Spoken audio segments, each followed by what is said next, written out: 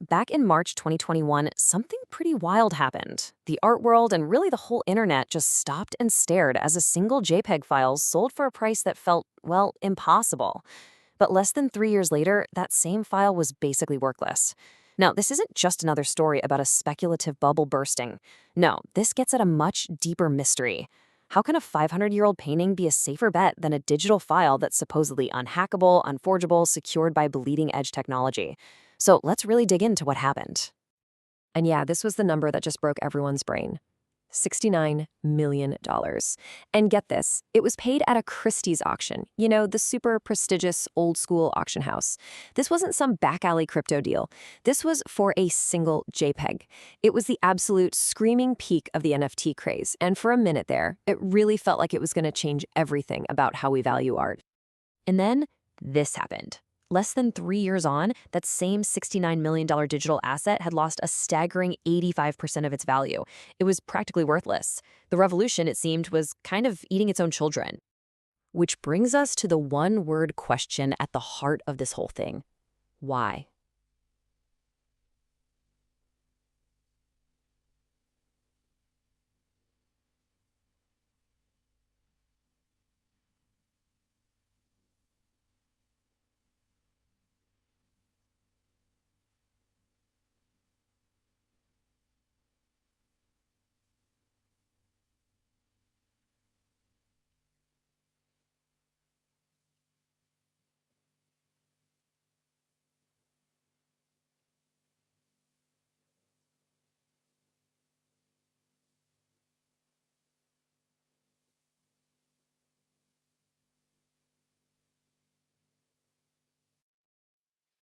Now, this is where it gets really interesting because you're looking at a massive paradox. On one hand, you've got a physical painting. You can copy it, you can forge it, and yet its value holds steady or even grows for centuries. On the other hand, you have this unique, technologically unforgeable digital file, and it just implodes overnight. And look, the easy answer is to just shrug and say, oh, it was a speculative bubble. But that doesn't really cut it. The analysis we're digging into here argues the real reason is way deeper. It's not about the tech, it's about belief.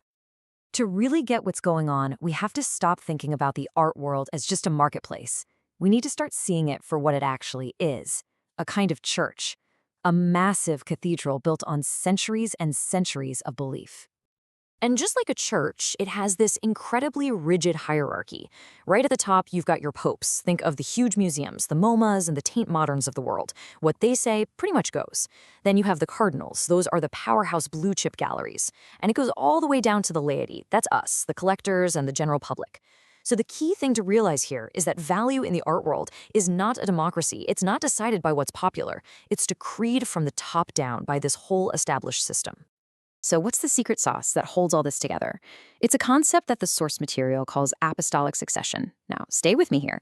It's like how a priest's authority comes from this unbroken chain of blessings going all the way back to the original apostles.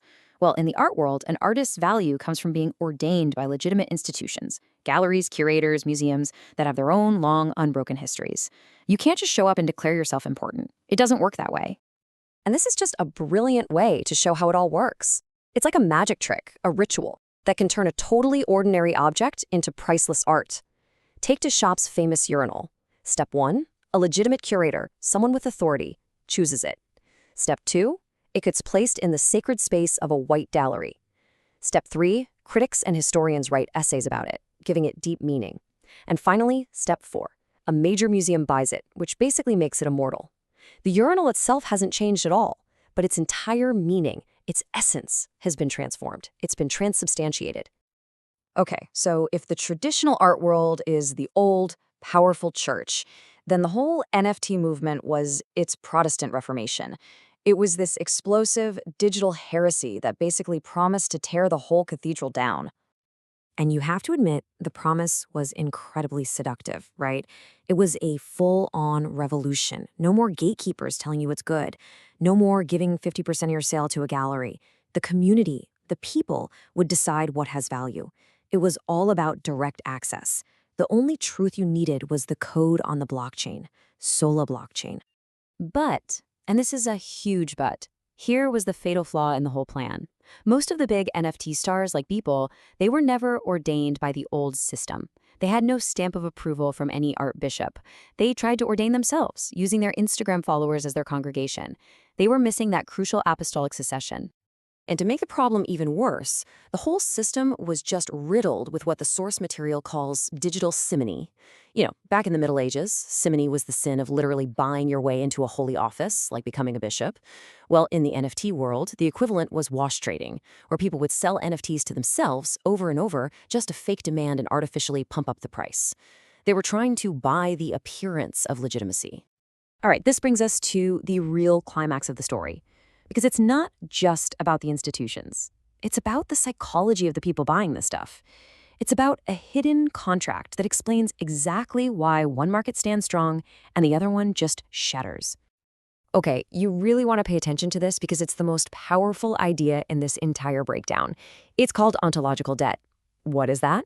Well, it's this deep, almost unconscious psychological contract that a real fine art collector feels. They don't just see themselves as an owner. No, they see themselves as a temporary custodian of a piece of history. They feel this profound responsibility to take care of it and pass it on. And right here, this is the payoff. This explains everything.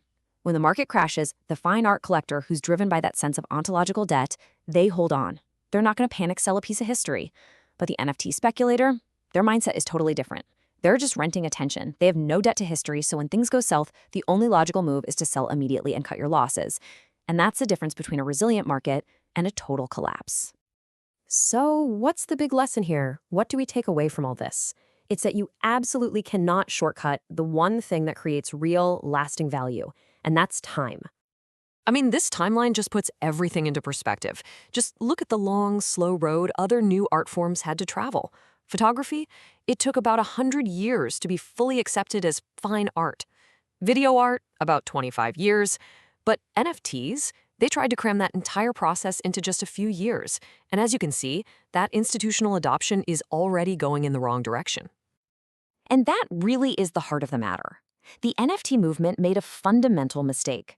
They tried to build an entire cathedral in a matter of months, and they tried to declare their own apostles based on how many Twitter followers they had.